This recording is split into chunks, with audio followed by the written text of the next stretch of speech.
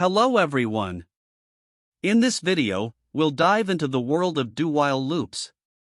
In our previous tutorial, we explored while loops, and right here on the screen, you can see the code we covered in the last lesson. Currently, it's displaying 55 in the console. To implement a do-while loop into this code, simply cut the condition from here and place do at the beginning.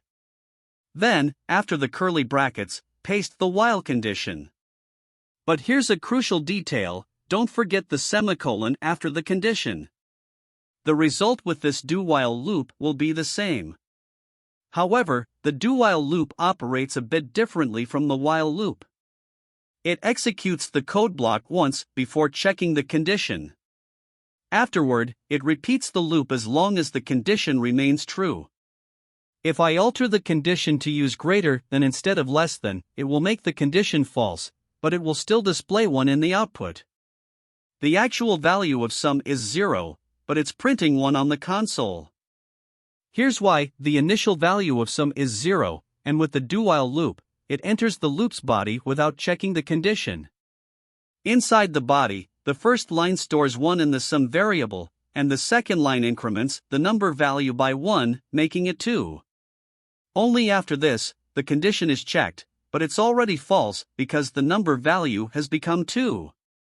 Due to the false condition, the loop terminates, and the control moves to the code after the loop. As a result, it displays that the sum value is 1. Let's create a program to calculate the cube of the first 5 numbers. We'll start by creating a variable c and setting it to 1. Then, use the do keyword, and within the loop's body, to display the result by console.log, add the string within the double quotes cube of, followed by c, and then a comma and one more string is. To find the cube of a number, type c multiplied by itself 3 times. Finally, increment the value of c by 1. After the curly brackets, specify the condition, c less than or equal to 5.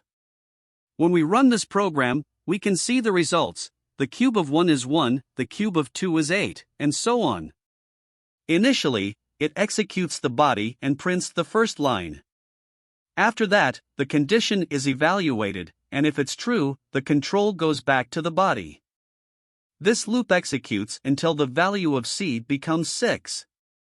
So, yeah, that's the essence of the do-while loop. If you find it helpful, please consider giving it a thumbs up. Don't forget to subscribe to my channel and hit the notification bell for updates on future videos.